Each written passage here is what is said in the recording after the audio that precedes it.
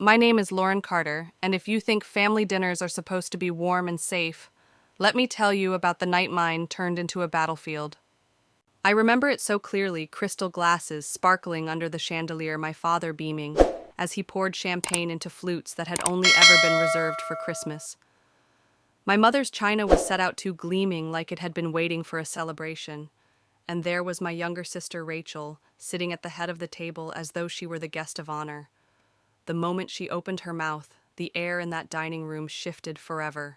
"So next week I'll be moving into your place," she said, casual as if she were announcing a new diet or a yoga class. She smiled at me while my parents exchanged delighted glances, like this was all so reasonable, like my life was a canvas they had already painted over. My knuckles went white around my water glass. Every detail, the formal setting, the champagne chilling Rachel's seat at the head screamed at me that this wasn't just Sunday dinner. This was an ambush. I wanted to ask, did anyone bother to check with me? But I didn't. I had learned that in my family, objections carried a price. I could already hear the labels forming in their minds: selfish, difficult, uncaring. Labels I had been carrying since childhood, every time I said no, every time I tried to put up a boundary. As Dad raised his glass, he declared, "To new beginnings," and everyone lifted their champagne flutes, everyone but me. Because I could see it now, the cardboard boxes I'd noticed stacked in my garage days earlier, neatly labeled Rachel's winter clothes and Rachel's books. She had already started moving in. This wasn't an invitation, it was an announcement. My consent was irrelevant.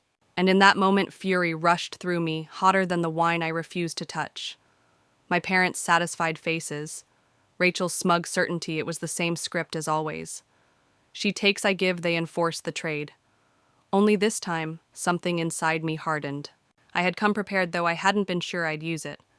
My purse was heavy with a manila envelope. My fingers brushed against it as if reminding me that tonight, maybe for the first time, I could break the script. And before I go further, let me pause here because if you've ever been in a family where boundaries were erased, where your needs never made it onto the table, I want you to think about what you would have done. Would you have raised your glass and played along, or would you have dared to set the glass down and say, "No"? Tell me in the comments what you would have done in my shoes, and don't forget to subscribe so you won't miss the rest of this story. I promise it only gets more explosive from here. Because that night in that dining room, as the champagne fizzed and my sister's boxes filled my garage, I realized something: the pattern had held my entire life, until now. And that was the exact moment I decided I was going to break it. I should have recognized the signs long before Rachel opened her mouth that night. The clues were right in front of me, as glaring as the chandelier light bouncing off those crystal glasses. My parents never went to such lengths for a simple Sunday dinner. This wasn't hospitality, it was theater. The champagne, the polished silverware, the seating arrangement, all of it told a story I wasn't supposed to catch until it was too late. Rachel sat at the head of the table, my father at her side, my mother glowing with pride. And me, I was cast as the silent audience to a performance I hadn't agreed to attend.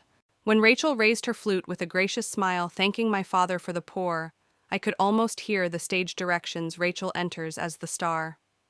Lauren remains in the shadows. The script was already written, and they assumed I'd fall into my role as usual, the dutiful daughter who swallows her objections. But I felt every nerve in my body hum with resistance, because this wasn't just a dinner. It was a coronation, and my home had been chosen as the crown jewel. I thought back to 3 days earlier when I had opened the garage and found those plastic tubs stacked neatly against the wall. Rachel's winter clothes, Rachel's books. The handwriting wasn't mine. When I'd texted her, she'd brushed it off, just temporary storage. But now, under the golden light of the chandelier, I saw the truth. My garage wasn't storage, it was staging. And the way my parents looked at each other across the table, beaming with satisfaction as if this entire ambush had been perfectly executed, cut deeper than Rachel's entitlement. They had all known. They had planned it together. My role was never to be consulted, only to comply. It hit me with the force of a tidal wave. I was the last to know about the invasion of my own life. My home, the one I'd scraped and saved for years, was treated as if it belonged to everyone but me. As Dad raised his glass, declaring "to new beginnings," the words rang like a verdict. New beginnings for Rachel. For my parents' sense of benevolence. For their image of family unity. But for me, it was the beginning of another erasure, another reminder that my independence, my sacrifices and my choices could be written out of the story whenever it suited them. The champagne fizzed flutes clinked, and I sat frozen, my glass still full of water. In that moment, I felt the crushing weight of expectation pressing down on me, daring me to smile, to nod, to raise my glass and surrender once again.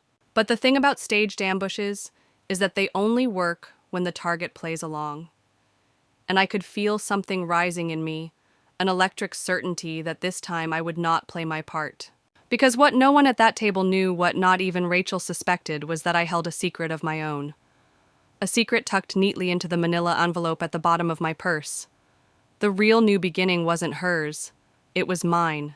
Before I reveal what happened next, let me ask you, have you ever sat in a room where everyone smiled like they had your life figured out for you while your voice was quietly erased? Did you go along with their plan, or did you dare to break the script? Share your story in the comments. I read them all, and if you're watching this right now, hit that subscribe button. These stories of resistance matter, and I promise you the best is yet to come.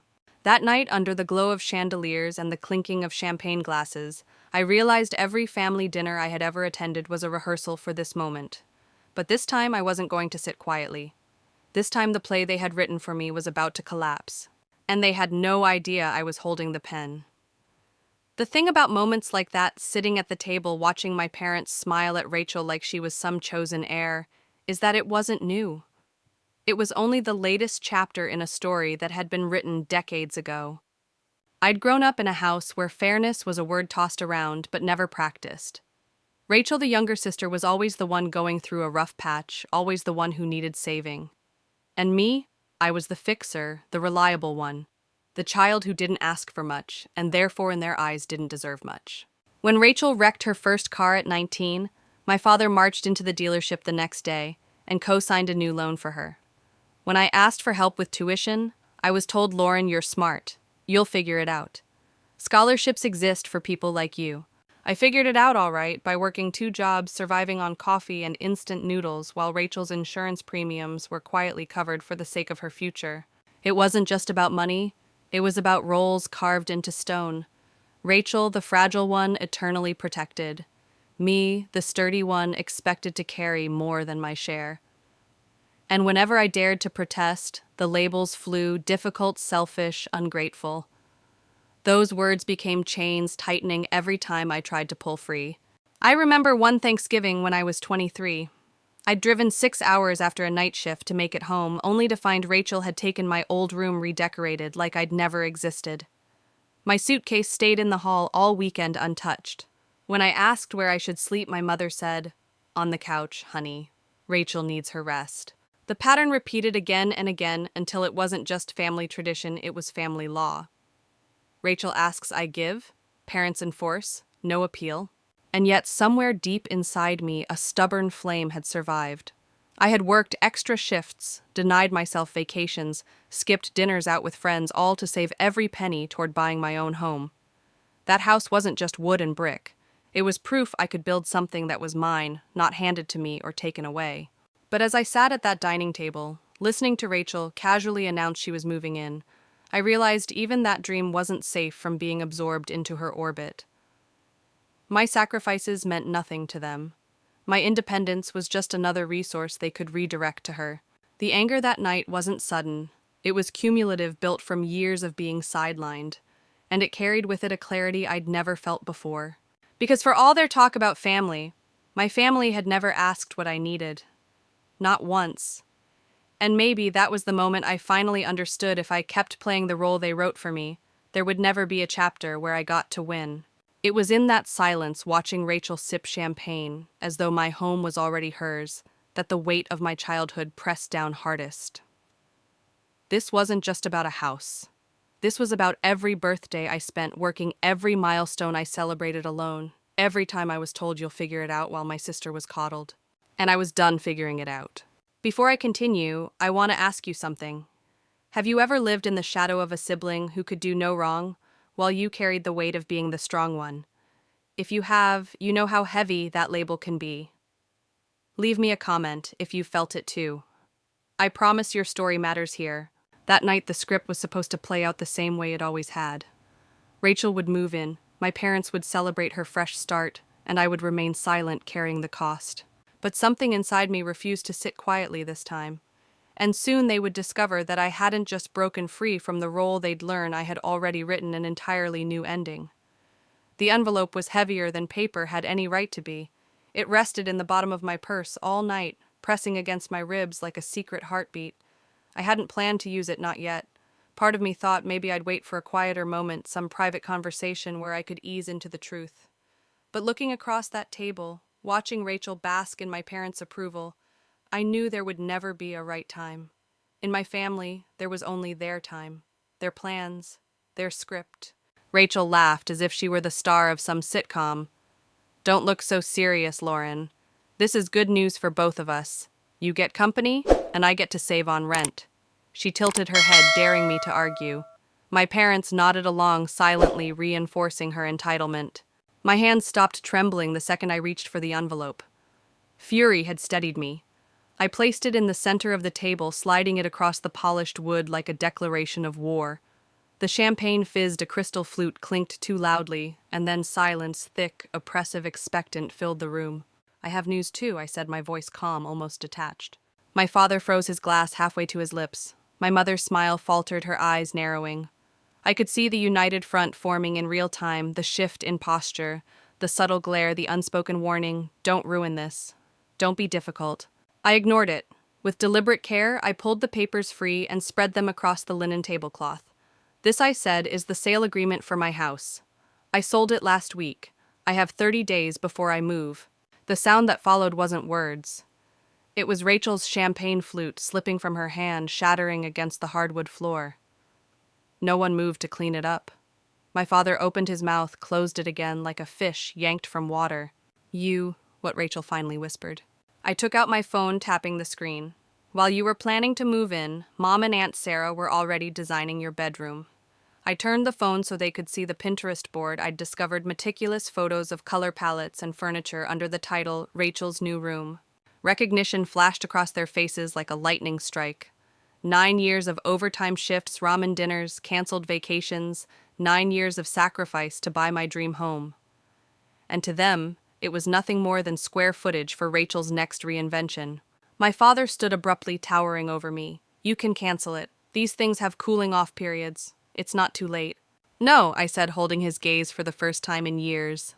My mother rose too, her hand clamping onto his arm. "Lauren, we already promised Rachel. You can't possibly expect her to find another place in 30 days. The betrayal tasted bitter on my tongue, but beneath it there was something else. Relief. For the first time, the weight wasn't mine alone. I had spoken, drawn a line they couldn't erase. And I saw it in their faces: shock, anger, disbelief, but also fear. Because for once I wasn't playing the part they wrote. Before I go further, I need to ask, have you ever dropped a truth so sharp it shattered the room? A truth that shifted power in an instant. If you've had a moment like that, share it below and make sure you're subscribed, because the fallout from this moment was far bigger than anyone expected. As Rachel crouched, picking shards of glass from the floor with trembling fingers, I realized something. For years, they had treated my silence as compliance. Tonight, I had given them proof that I wasn't silent anymore. The play was over, and the real drama was only beginning. The silence didn't last long. Like clockwork, the roles reset. My father was the first to find his voice, his face flushed crimson as if my decision were a personal betrayal rather than my survival. "You'll call the realtor first thing in the morning," he said, waving a hand dismissively. "These contracts have loopholes, cooling-off periods. Just undo it." His tone carried the same authority he'd used on me since I was a child, as though I were still 12 years old asking permission to borrow the car. "No," I said, calm but firm. The word tasted strange, like metal on my tongue, but I didn't spit it out. I swallowed it whole, letting it root inside me. My mother's voice cut in shrill with a note of desperation. "Lauren, we already promised Rachel. You can't possibly expect her to find another place in 30 days. Do you want your sister to be homeless?" And then from the far end of the table, Aunt Margaret's voice chimed in, far too casual for the knife she was sliding between my ribs. "We were going to move most of her things next Tuesday while you were at work, just to make it easier for everyone. My pulse roared in my ears. They had planned it down to the logistics, my sister's invasion of my home executed behind my back, carried out while I earned the paycheck that kept that house standing. Rachel blinked at me through watery eyes, though I didn't miss the flicker of smugness beneath her tears. "You did this on purpose," she whispered. "You sold your house just to spite me." There, it was the family's favorite tactic. Flip the script, turn my boundary into cruelty. My decision, born of months of suffocating bills and midnight panic attacks, recast as a petty vendetta against my sister's rough patch. My father leaned forward, voice dropping into that warning register that had always made me fall silent before.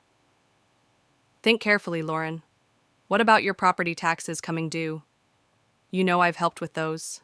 I felt the implied threat wrap around me like barbed wire, his annual gift suddenly weaponized as leverage. It wasn't support, it was control, and always had been. My mother's tone shifted, too soft and patronizing the way she spoke about unstable people. "Sweetheart, I'm worried about you. This kind of impulsive decision-making isn't like you. Are you feeling all right? Have you been taking care of yourself?" I wanted to laugh. They were gaslighting me in real time, erasing every trace of my exhaustion, my sacrifices, my 9 years of clawing toward stability. To them, my no couldn't be reasoned. It had to be insanity. For a moment, I considered explaining. The roof replacement that drained my savings, the water line break that devoured what was left, the heating system failure that forced me into debt. But I stopped myself. Why hand them ammunition? They'd twist it into more proof that I was unstable, that I wasn't capable of managing on my own. Instead, I kept my voice steady. I made this decision for my own reasons, and it's final. The air thickened, the room suddenly too small. My parents looked at me as if I were a stranger. Rachel sobbed harder, her tears landing like accusations on the tablecloth. Aunt Margaret avoided eye contact, her lips pressed tight. The message was clear: by refusing to comply, I had broken more than tradition. I had broken the illusion that their control was absolute. And yet, as suffocating as the betrayal felt, a spark ignited in me. They had revealed themselves fully, the manipulation, the secret, plotting, the entitlement. For the first time, I saw it all for what it was. Before I continue, I need to ask you, have you ever uncovered a betrayal so carefully coordinated it left you breathless? The kind where you realized everyone had been in on it, but you tell me your story in the comments, because I know I'm not the only one. And if you're following this far, hit subscribe. You don't want to miss what happens when I finally flipped the script for good. Because that night, while they thought they were cornering me, they had no idea the house wasn't the only thing about to slip out of their control. It didn't take long for the accusations to start piling up, because if there's one thing my family excelled at, it was rewriting the story so I'd always end up as the villain. Rachel dabbed her eyes with the linen napkin like she was on stage, her voice trembling for dramatic effect. "She's doing this just to hurt me," she cried. "Lauren knows I don't have anywhere else to go, and she sold the house anyway. Who does that to their own sister?" Her words sliced through me like glass, not because they were true, but because they were so perfectly rehearsed. She wasn't appealing to reason, she was appealing to pity, the same tactic that had kept her afloat her entire life. And right on cue, my parents leaned in, not to me, but to her. "Rachel, sweetheart," my mother said, wrapping an arm around her shoulders, "you've been through so much. We'll figure this out." Then she turned on me, eyes narrowing. "But you, this selfishness, this cruelty, I don't recognize you anymore." There it was, the shift from concern to condemnation. If my no couldn't be ignored, it had to be pathologized. If I wouldn't comply, I had to be punished. My father slammed his palm against the table, the crystal rattling. "We raised you to value family, Lauren. What you're doing now, this isn't family, this is betrayal." The word betrayal stung. Not because I believed it, but because it had been weaponized against me my entire life. Whenever I tried to assert myself, whenever I needed space or help, or even just a moment to breathe, the labels rained down selfish, ungrateful cold. The more I defended myself, the tighter the chains grew. I could feel the weight of those labels pressing in on me again, threatening to pull me under. My chest tightened, memories flashing holidays where I was the one washing dishes, while Rachel opened gifts, birthdays, where she was the center of attention, while my milestones passed in silence. Every protest had earned me the same accusations. And now, with an entire dining room as their stage, they were performing the same script. I wasn't a woman making a rational financial decision. I was the unstable daughter, the heartless sister, the family disgrace. But something inside me shifted as I listened. For once, their words didn't sink in the way they used to. Instead, I felt them slide off like rain on glass. Maybe it was the envelope sitting open in front of me, undeniable proof that I'd taken control of my life. Maybe it was the exhaustion of years of playing this role, but in that moment I saw their manipulation clearly, almost clinically. This wasn't about me being selfish. This was about me refusing to be consumed. My mother leaned forward, her tone softening again, the performance shifting from anger to concern. "Sweetheart, are you okay? Decisions like this, they don't sound like you. Maybe you're under too much stress. Maybe you need to take some time off work, talk to someone." Translation: if we can't shame you into compliance, we'll convince everyone you're unwell. I let the silence stretch, their words hanging in the air like smoke. And then I spoke steady and quiet. "I'm fine. What I'm not is available. Not anymore." Rachel gasped as though I'd slapped her. My father shook his head in disbelief. My mother pursed her lips, already rewriting the script in her mind. Before I go further, let me ask you, have you ever been called selfish or unstable, just for saying no, just for daring to protect yourself? If you have, leave a comment, and make sure you're subscribed because this story is only getting more intense. What they did next made everything explode. Because as I sat there letting their accusations bounce off me for the first time in my life, I realized something powerful: they needed me to be the villain. It kept their story neat, their roles intact. But I was done being their scapegoat, and soon they would have no choice but to face the truth: the villain they'd created was finally rewriting her part. The smear campaign started before I'd even washed the dishes from that dinner. It began with a phone call the next morning. Aunt Margaret's name flashed on my screen before I'd finished my coffee. Her voice carried that hushed, scandalized tone usually reserved for funerals. "Lauren, is it true? Did you really sell your house just to keep Rachel out?" I nearly dropped my mug. "What, that's not." "She called me in tears last night," Aunt Margaret pressed on. "She said you'd left her homeless. Lauren, I never thought you could be so cruel." Click. One call ended, and another arrived. Then another. My Uncle Robert, my cousin Jennifer, even one of my father's golf buddies. People with no stake in my life suddenly felt entitled to pass judgment. Each conversation followed the same script: Rachel's desperate situation, my apparent heartlessness, their profound disappointment in me. By lunchtime, my phone buzzed so constantly I threw it across the couch. But the real blow came when I logged into Facebook, foolishly hoping for distraction. There it was, Rachel's latest post at the top of my feed, a glossy photo of her looking pensive under a soft filter.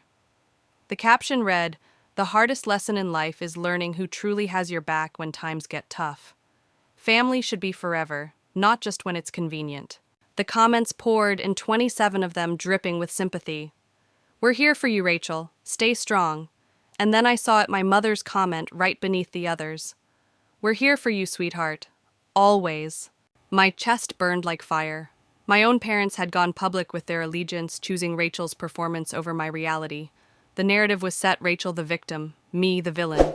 And it didn't stop at family. The gossip spread like wildfire. On Thursday, a colleague stopped by my desk, her expression tight with pity. "I ran into your sister at Starbucks," she whispered. "She told me about the house situation. If you need help finding her temporary housing, my church has a program." I clenched my jaw so hard it ached. "Thanks, but Rachel isn't homeless. She has an apartment, and 2 parents with a 4-bedroom house." My colleague blinked, clearly uncomfortable. She seemed really upset. And then she scurried away, leaving me to stew in the wreckage of my reputation. That night, locked in a bathroom stall with my phone trembling in my hands, I finally texted Rachel directly. "Stop telling people I'm making you homeless. It's a lie, and you know it." Her reply came instantly. "You're selling the house I was counting on. What would you call it?" My stomach dropped. She wasn't just spinning a story, she believed it. In her mind, my life, my savings, my home were all extensions of her safety net. By removing them, I wasn't protecting myself. I was betraying her. But the truth was far uglier than anything Rachel was posting online.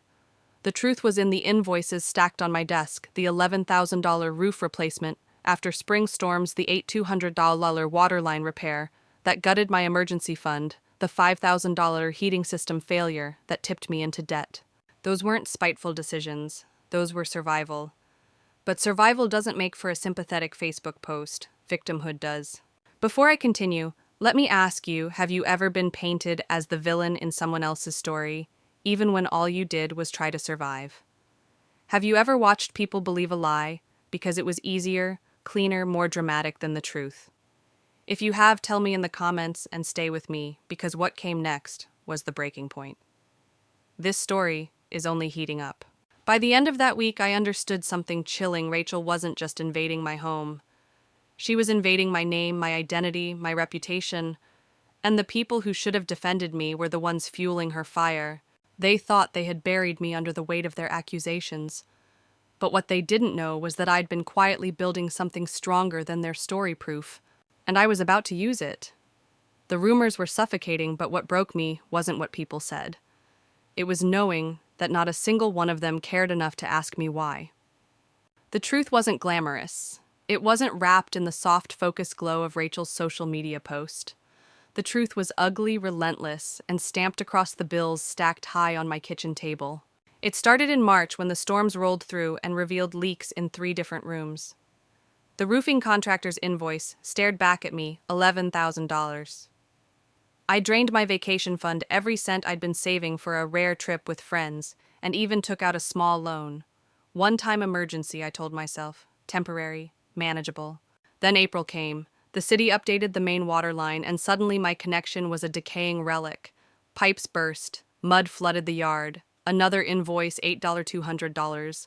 I canceled my trip to see my college roommate in Arizona. I picked up weekend marketing shifts just to keep the account from hitting zero. Dinner became ramen and discount frozen meals. By June, I was hollow stretched thin and praying for a break. Instead, the heating system collapsed. No warning, no mercy. $5,000. The contractor shrugged when I asked about payment plans. Upfront only. My emergency fund was gone. I punched new holes in my belt instead of buying smaller pants, too stubborn, or maybe too ashamed to admit how badly I was unraveling. Nights blurred into spreadsheets, and sleepless hours at the kitchen table surrounded by bank statements that refused to balance.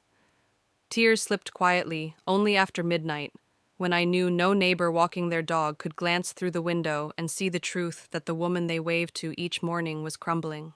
I didn't buy new clothes. I didn't take vacations. I didn't even replace the shoes with worn soles that left my feet aching after 12-hour shifts. All of it, every sacrifice, was for that house, my dream home, my proof that I could build something without handouts. And yet around that table, my family didn't see 9 years of blood and sweat. They saw only an extra room for Rachel. To them, my house was nothing but another asset to be reallocated, another safety net for the daughter who never learned to walk on her own. That was the bitterest pill. Not that they didn't know the details, but that they didn't care to. The narrative was easier if I was selfish, if Rachel was the victim. No one wanted the truth because the truth would force them to confront how deeply they had enabled her. But I had documented everything. Every bill, every withdrawal, every late-night text begging contractors for extensions. I wasn't just surviving, I was building a fortress of proof, because some part of me knew this day would come. I remember finding an old photo while packing me on the porch the day I signed the mortgage papers, clutching the keys like they were the crown jewels, smiling so wide I thought my face would break. That version of me believed the house was untouchable, a sanctuary no one could diminish. Now, standing in the ruins of my savings, I understood differently. The house wasn't a sanctuary, it was a battlefield. And if I wanted to leave it alive, I had to fight. Before I tell you what I did next, I need to ask, have you ever sacrificed everything for something only to watch others treat it like it meant nothing? If that's ever happened to you, let me know in the comments and subscribe. Because the moment I turned those sacrifices into my weapon is coming, and trust me, you won't want to miss it. Because here's the truth, my family thought they had cornered me, that I was weak, drained, and defenseless. But what they didn't know was that those bills, those endless nights of quiet tears, were about to become my sharpest blade, and soon I was going to place that blade right in the center of the table. They called me selfish, cold, even cruel. But not once, not a single time, did anyone stop to ask me the simplest question, Lauren, what do you need? That silence echoed louder than Rachel's Facebook posts, louder than my mother's public betrayal. It hollowed me out in ways the unpaid bills never could. Because it wasn't just about the house anymore, it was about belonging. About the crushing realization that I could disappear tomorrow, and the people I'd spent a lifetime trying to please would only notice if it inconvenienced them. One night I sat at the kitchen table, the last box of my belongings half packed, when the question slipped out loud into the empty room. Why hasn't anyone asked me? The words startled me. My own voice ricocheted off the walls, sharp and raw. Tears blurred the ink of the unpaid invoice beneath my fingers. For the first time, I allowed myself to admit the truth. I wasn't angry at Rachel alone. I was angry at all of them, every person who saw me as a resource, a solution, a vault to be cracked open when it suited them. And in that raw moment, I made a decision. I was done waiting for permission. I was done begging for understanding. If no one else would ask me what I needed, I would answer the question myself. I needed freedom. So I began to plot not a petty act of revenge, but a reclamation. I pulled out every receipt, every contractor invoice, every canceled check. I spread them across the table like pieces of a puzzle, the edges of my story finally snapping into place. For the first time in months, I wasn't drowning. I was building. The plan wasn't glamorous, it wasn't even fast, but it was mine. I called my realtor, requested a private showing schedule, and signed the paperwork to move forward with the sale. This time, I didn't let guilt slip into the margins. I didn't frame it as an attack on Rachel or a betrayal of my parents. I framed it for what it was: survival. When my realtor asked why I was selling, I told her plainly, because it's time someone looked out for me. She nodded, not with pity, but with respect. That nod was worth more than any apology I hadn't received. Meanwhile, Rachel continued her campaign. More posts, more crocodile tears, more relatives whispering behind my back, but their voices grew distant like static in another room. They hadn't changed, but I had. Because the truth is, the most dangerous thing you can give someone who has been overlooked is clarity. And I had clarity now.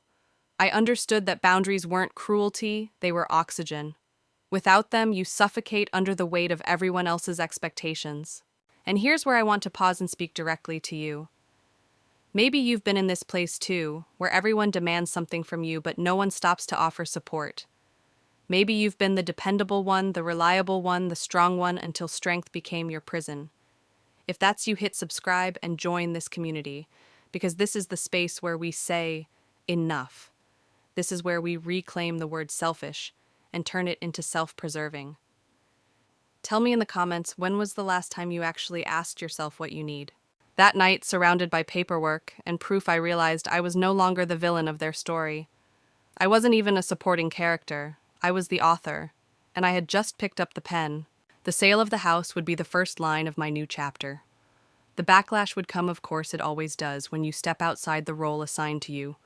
But this time, I was ready. Because once you answer your own question, what do I need, there's no power on earth that can silence the answer. And mine was clear: I needed out. The day came sooner than I expected. My parents called asking me to attend a family discussion. The phrase carried the same weight as a summons, and I knew exactly what it meant. Rachel had turned up the pressure again. I arrived with a folder tucked under my arm, heavier than it looked. Inside were months of invoices, receipts, and bank statements. Proof not of my innocence, but of my sacrifice. The living room smelled of coffee and old wood polish. My father sat stiff in his chair, my mother perched on the couch beside Rachel, who looked far too comfortable in her performance of wounded victimhood. She didn't even glance at me. Lauren, my mother, began, her tone rehearsed. We've all been talking. It just seems logical, given your situation, that Rachel move into the spare room for a while. You don't need all that space alone. The words landed like stones. Logical, spare, alone. I let them settle before I reached into the folder and pulled out the first invoice, $11,000 for the roof. I laid it flat on the coffee table. Logical, I echoed. Let me show you what logical looks like. Their eyes followed my hands as I placed one paper after another, the sound of each sheet smacking against the table growing sharper, louder. $8, $200 for pipes. $5,000 for the heating system. Every late-night sacrifice, every dollar stripped from my savings, every meal of instant noodles. It was all there, black and white, undeniable. Rachel shifted uncomfortably. My mother frowned. My father cleared his throat. This, I said, gesturing to the mountain of paper, is what it costs to keep that house standing. This is what it cost me. and not once did anyone ask how I was managing it. You just assumed I could carry it all while Rachel... I turned toward her, finally forcing her to meet my gaze, while Rachel posts lies online and waits for me to hand her the keys. Rachel's face flushed crimson. "That's not fair," she began, but I cut her off, my voice steady, sharp as glass. "What's not fair is being told I should give up the only thing I've built, the only thing I've poured myself into, just because she's too fragile to stand on her own 2 feet. What's not fair is being erased in my own family's story." For once, silence filled the room. No one rushed to defend Rachel.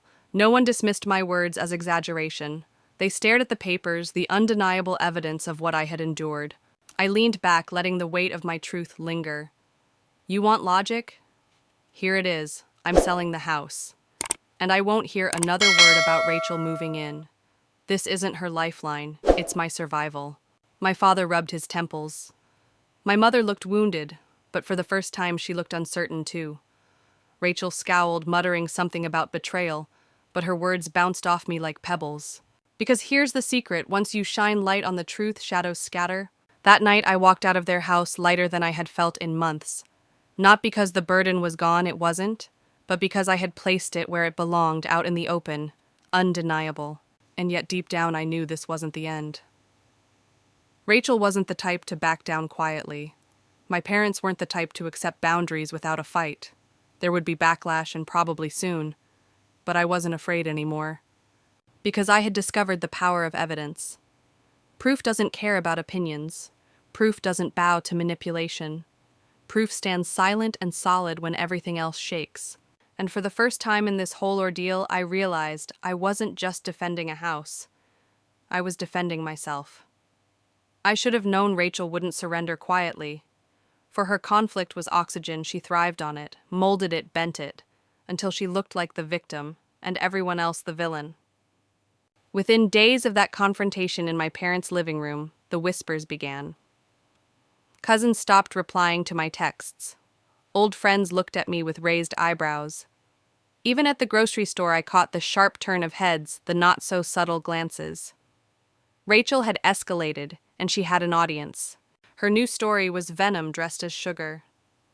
She told anyone who would listen that I had planned to humiliate her, that I had doctored the receipts, forged the invoices, that I was obsessed with control, so unwilling to share a house I didn't even need that I was willing to lie to my own blood.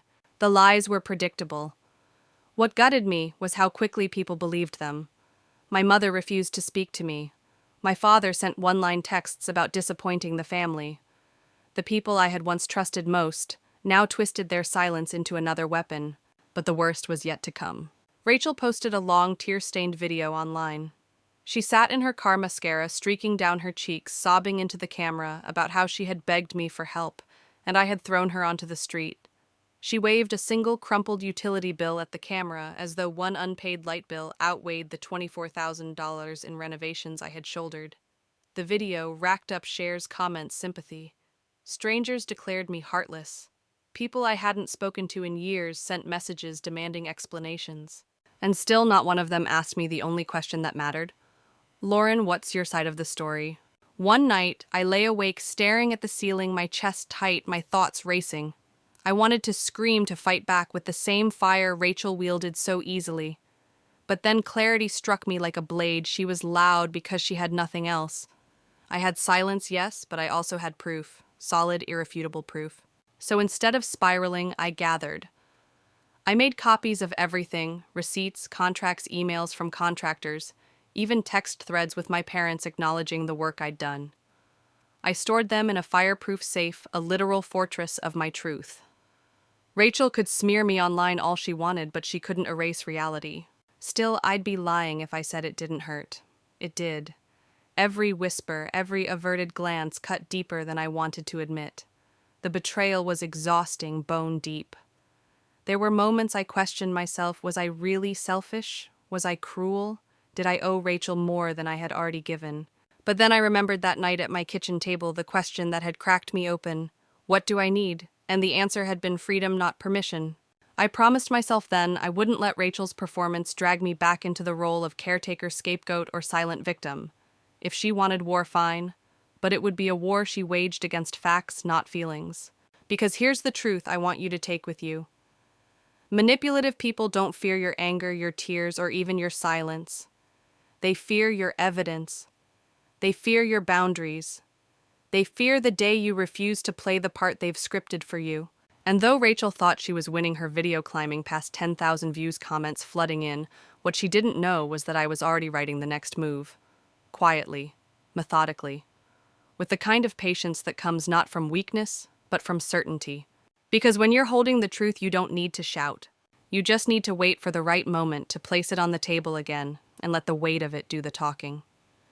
Rachel's video had exploded far beyond what I imagined. Strangers cried for her, called me soulless, even tagged me in threads demanding apologies. She basked in the spotlight, savoring every sympathetic comment like it was her salvation. To anyone looking in from the outside, it looked like she had won. But what Rachel never understood was that attention is not the same as truth, and sympathy is not the same as justice. I didn't fight her online. I didn't rush to upload my own video or write some desperate rebuttal. No, Rachel wanted chaos, and chaos was her stage. I refused to stand on it. Instead, I crafted something quieter, sharper, and far more dangerous: a teaser. It began with a single post, no captions, no angry paragraphs, just a photo. In the picture, my dining table was covered with neatly stacked folders, each labeled roof repair, heating system, plumbing taxes. The mountain of evidence stood taller than the coffee mug beside it. The silence of that image spoke louder than Rachel's sobbing video ever could. Within minutes, comments poured in. What's this? Is this connected to Rachel's video receipts? The speculation churned like a storm, hungry for answers. And for the first time, Rachel's carefully painted victim mask began to crack. She rushed to respond, of course, dismissing my post as fabricated and a desperate attempt to look credible. But the seed of doubt had been planted, and I could feel it spreading. The next day I followed with a second teaser, a screenshot of a contractor's signed invoice with one line highlighted in yellow: payment, received in full from Lauren Carter. No explanation, no commentary, just the document itself. By the third post, an email from my father thanking me for covering everything until Rachel gets back on her feet. The tide had shifted. People began to ask questions Rachel couldn't answer. Why would I forge my father's own words? Why would I pay contractors thousands of dollars if I had no stake in the house? Rachel panicked. Her replies grew frantic, disjointed. The calm, tearful victim persona fractured into rage. She accused me of stalking her, of manipulating the narrative, but her words, dripping with desperation, only proved what I already knew: she was unraveling. I didn't gloat. I didn't clap back. I simply let the documents speak. Each teaser was another stone laid in a path leading to the truth, a path Rachel couldn't block or erase. And the truth is, that was the lesson buried deep inside this moment. You don't always need to scream your story to be heard. Sometimes all you need to do is place one undeniable fact in front of people and let them decide for themselves. Still, I was careful. I wasn't ready to reveal everything, not yet. Timing mattered. If I dropped all my evidence at once, Rachel would claw at it with every lie she could invent. No, I needed to let her exhaust herself first. Let her burn through her credibility until there was nothing left to hide behind. Because here's something I've learned: manipulators will always talk themselves into corners if you give them enough rope. All you have to do is wait. So I waited, and while Rachel shouted online, I prepared. I organized, documented, double-checked every detail. My house was no longer just a place to sleep. It had become a war room, every folder a weapon, every receipt a shield. To outsiders, it probably looked like Rachel was still ahead. Her video still had more views than anything I had posted. Her sob story was still being shared. But beneath the surface, momentum was shifting. Doubt is a powerful thing, and once planted, it grows fast. I didn't need everyone to believe me immediately. I just needed them to wonder. And that wondering, that hesitation, was enough to tilt the balance in my favor. Because if there's one thing people crave more than sympathy, it's the truth behind the curtain. And I was the only one holding the strings. Rachel's panic became impossible to hide. The more teasers I released, the more she scrambled, clawing at every scrap of credibility she had left. Her responses weren't smooth or tearful anymore. They were jagged, angry, spitting fire across comment sections. She forged those documents. She manipulated our parents into sending those emails. She's obsessed with destroying me. But the angrier she became, the less convincing she looked. People started whispering in the comments quietly at first, then louder. If Lauren really forged everything, why doesn't Rachel show her own proof? I watched it happen like a tide turning. Strangers who once cursed my name now hesitated. Some even messaged me privately, "I think we've been lied to." And here's the thing, Rachel didn't know the half of what I had. The receipts she'd seen were just the surface. Beneath that surface, I held something stronger, something devastating. Buried deep in my folders was a set of documents Rachel had never imagined. I kept her own emails to me begging for help. Emails where she admitted she was behind on payments. Where she wrote in her own words, "I don't have the money, but if you cover it now, I'll pay you back." She never paid me back, but she left the evidence of her promise in black and white, signed with her name. Those emails weren't just proof, they were a mirror one she couldn't shatter, and yet I didn't unleash them, not yet. Instead, I let Rachel dig her hole deeper. Every time she accused me, every time she painted me as the monster, I let the world see her unravel in real time. Because that's the secret about liars: give them enough space, and they'll strangle themselves with their own words. One night, as I sat in my living room, surrounded by folders, I thought about how ironic it all was. For years, I had been the quiet one, the helper, the fixer. I had believed that silence was strength, that keeping peace meant keeping my head down. But silence had never protected me, it had only fed Rachel's power. Now my silence wasn't submission, it was strategy. Still, I knew the moment was coming, the moment when I would finally place those emails in the open and let Rachel's lies collapse like a house of cards. But the timing had to be perfect. If I did it too soon, it would look like retaliation. If I waited just long enough, it would look like revelation. And so I waited. I sharpened my patience like a blade. I reminded myself daily, justice isn't loud, but it is relentless. To those of you listening right now, maybe you've lived through something like this: a family member, a colleague, someone close to you twisting stories until you barely recognized yourself in their lies. Maybe you felt the sting of being called heartless when you were the one carrying the weight. Let me tell you, the truth doesn't need to scream. It only needs to exist. And if you hold it long enough, steady enough, the world will eventually see it. I'll admit there were moments I wanted to throw everything onto the table at once to light up the internet with the full raw proof and let Rachel crumble in one blow. But patience was the lesson here. Not just for me, but for anyone watching. Because sometimes the most powerful revenge isn't immediate, it's inevitable. And that's where I'll leave you for now. There's more, much more that I haven't shown you yet. Rachel thought she had trapped me in silence, but what she never realized was that silence was my weapon all along. Stay with me, because what happens next isn't just about Rachel. It's about what happens when undeniable truth finally steps into the light. The day finally arrived. My living room, once a space of quiet packing and muted resentment, had become a battlefield of anticipation. I placed the last folder of invoices and emails carefully on the coffee table, aligning them like soldiers ready for inspection. Today, Rachel and my parents were coming over, fully convinced they were walking into a scene where I would cave, where I would apologize, and where their version of reality would reign supreme. I greeted them with calm precision. My father's smile was rehearsed, a mask of authority that had cracked over the years, but never fully. My mother's eyes flickered between sympathy and fury, still unsure if I would comply. Rachel's hands trembled, clutching her purse as if it could shield her from what she had yet to see. Lauren, my mother, started, voice coated with that familiar mixture of concern and accusation we've been talking. "Maybe we can find a compromise. Rachel doesn't have anywhere to stay, and it seems reasonable for her to—" I raised a hand, halting her before she could finish. "This is what reasonable looks like," I said, my voice steady, carrying more authority than it had ever held in the past decade. I gestured to the organized stack of invoices, receipts, and email threads spread across the table. Each document told a story, and together they were a narrative Rachel and my parents hadn't anticipated. I began with the roof repairs, sliding the $11,000 invoice forward. "This is why the house had to be sold," I said calmly, letting the words hang. Next, the $8,200 for the broken water line, then the $5,000 heating system replacement. Each number, each line item, weighed heavier than any argument Rachel could conjure. Rachel scoffed, trying to regain her footing. "That's creative accounting. You're twisting things to make yourself look like the victim," she spat, but her voice lacked conviction. She knew somewhere deep down that the truth was undeniable. I leaned in, maintaining eye contact. "These aren't stories, these are facts. And there's more. Every email you sent, every request for help, every promise you never kept, it's all here, documented, signed. And it proves what I've been saying all along. My parents were quiet. My mother's lips parted, but no words came. My father's jaw tightened, the weight of reality finally pressing down on him. For once, they couldn't gaslight or dismiss me. The evidence was too concrete, too organized, too undeniable.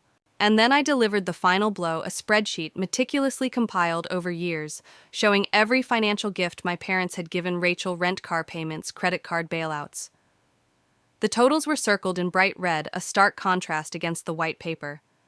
My mother gasped audibly, and for the first time Rachel's expression faltered. "This isn't love," I said quietly, looking each of them in the eye. "This is dependence. And it has been hurting all of us. You've enabled behavior that has trapped my sister while I've been expected to absorb it silently. I'm done." The room was heavy with tension. Silence fell, broken only by the occasional shuffle of papers. I didn't need to raise my voice. My truth had done the work for me. Rachel's furious tears were no longer persuasive. They were evidence of the pattern she had relied upon for years. Finally, my mother spoke, voice trembling. "We thought we were helping." "And you were," I replied evenly. "But helping isn't doing someone's life for them. Sometimes the most loving thing you can do is let someone stand on their own. And now it's your turn to see that." I watched as reality crashed over them. The roles had reversed. I was no longer the submissive one. I was in control, holding the proof, dictating the narrative. And the power shift was unmistakable. Before I leave this moment, I want to emphasize this lesson: evidence is stronger than argument. Facts do not bend under emotional manipulation. If you've ever been trapped under someone else's story, gather your truth. Organize it, protect it, and when the time is right, place it on the table. The weight of reality cannot be ignored. And in that silence, as Rachel and my parents absorbed what had been hidden for so long, I realized that control had shifted, not through anger or shouting, but through preparation, patience, and the quiet authority of undeniable truth. The aftermath of that confrontation was quiet, almost surreal. Rachel sat on the couch, staring at the floor, her earlier bravado reduced to muttered apologies that didn't carry conviction. My parents, still absorbing the mountain of truth I had laid out, were no longer the judges and executioners I had feared. For the first time, they were listening. Really listening. I stood in the center of my living room, the evidence still spread out before me, and I felt something I hadn't felt in years: control. Not just over my home, but over my life. The weight of others' expectations, the suffocating pressure to appease, had lifted. I was free, not in the sense of vengeance, but in the sense of reclaiming my authority, my narrative, and my boundaries. Rachel's eyes met mine eventually. There was shame there, and maybe even understanding. She didn't need me to forgive her. She didn't even need me to acknowledge her. The truth had spoken for itself, and for once, she couldn't manipulate the story. I turned to my parents. My mother's shoulders, usually rigid, relaxed slightly. My father exhaled a slow, deliberate release that seemed to carry decades of unspoken realization. "Lauren," he said quietly, we see it now." And that was all I needed from them. Not applause, not praise, just acknowledgement. Recognition that I had been navigating the storm of family expectations alone, and that I had done so with integrity and strength. Over the next week, the dynamic shifted. Conversations became more balanced. My parents began to ask questions instead of issuing directives. They sought to understand, not to control. Rachel, while still awkward, started to take responsibility for herself. My boundaries were respected rather than ignored. And me, I began to feel the kind of quiet pride that comes from knowing you've defended not just what you built, but who you are. I took the next steps for my life deliberately. I finalized the townhouse purchase downtown, a place that felt like a sanctuary, not a compromise. I organized my finances, rebuilt my emergency fund, and allowed myself to envision the future without the constant shadow of debt and guilt. My photography course started, and I felt a sense of creative freedom that I hadn't experienced in years. Dorothy, my friend and unwavering ally, brought Thai food one evening as we wrapped photo albums and other keepsakes. We laughed, we shared stories, and she reminded me that sometimes breaking family patterns isn't cruel, it's necessary. Thomas helped me move boxes, Barbara checked in on my finances, and together they formed a network of support that was chosen deliberate and sustaining. By the following weekend, Rachel and I were sitting together at my kitchen table, spreadsheets and calculators between us. For the first time, she was learning how to plan her finances, how to save, and how to take responsibility for her own life. My parents watched quietly, a mixture of pride and regret on their faces. They admitted almost sheepishly that they had been helping in ways that hurt more than they healed. I realized then that family can be a source of both pressure and growth. The difference lies in boundaries, respect, and the courage to enforce them. Sometimes loving someone means refusing to give in to manipulative demands. Sometimes protecting yourself is the greatest gift you can offer, not just to yourself, but to those you love. As I stood in my new living room that evening, sunlight spilling across the hardwood floors, I felt an unprecedented sense of calm. My home was no longer a battlefield. It was a space of learning, of freedom, and of hope. And for the first time in a long time, I knew that saying no, asserting boundaries, and trusting my own judgment were not acts of cruelty, they were acts of empowerment. If you've ever felt trapped by family expectations or manipulated by someone close, remember this: your boundaries are your right. Your truth is your power. And sometimes standing firm doesn't just protect you, it sets everyone else on the path to growth. And with that, I closed the folder, tucked the last box away, and let myself breathe fully for the first time in years. My life, my home, my choices, finally, they were mine. In the quiet that followed, I finally let myself sit. My hands rested on the fabric of the couch, tracing the familiar texture that had borne witness to years of struggle, sacrifice, and silent endurance. For the first time in what felt like forever, I didn't feel the weight of judgment pressing from every direction. The house, now organized, peaceful, and ready for my departure, mirrored the shift that had taken place inside me. Rachel had started taking tentative steps toward independence. My parents, though initially stunned by the confrontation, began to understand the value of boundaries. They started asking questions instead of giving orders, listening instead of dictating. The dynamic that had once left me suffocating had transformed into something fragile, yes, but real, a family, slowly learning to see each other as individuals with responsibilities, rights, and limits. I thought about the years I'd spent trying to appease, to earn approval, to avoid conflict. The lessons had been hard, but they were invaluable. I had learned that setting boundaries isn't cruelty, it's protection. Protecting yourself is an act of courage, one that shapes not only your life, but also the lives of those around you. In my absence of submission, Rachel began to find accountability. In the calm assertion of my needs, my parents began to reflect on the way they had enabled patterns that hurt us all. As I stood in my new downtown townhouse, sunlight spilling across the hardwood floors, I felt an immense sense of liberation. The space was mine, the decisions were mine, and the life ahead, filled with photography, career growth, and true autonomy, was mine to shape. I understood now that freedom doesn't come from permission. Freedom comes from claiming your voice, your choices, and your worth. So if you find yourself struggling with family expectations, manipulation, or unbalanced responsibilities, remember, saying no can be an act of love. Love for yourself, and in the long run, love for everyone else. Because boundaries aren't walls, they're the framework that allows relationships to flourish without suffocating anyone. And in that quiet, I finally breathed.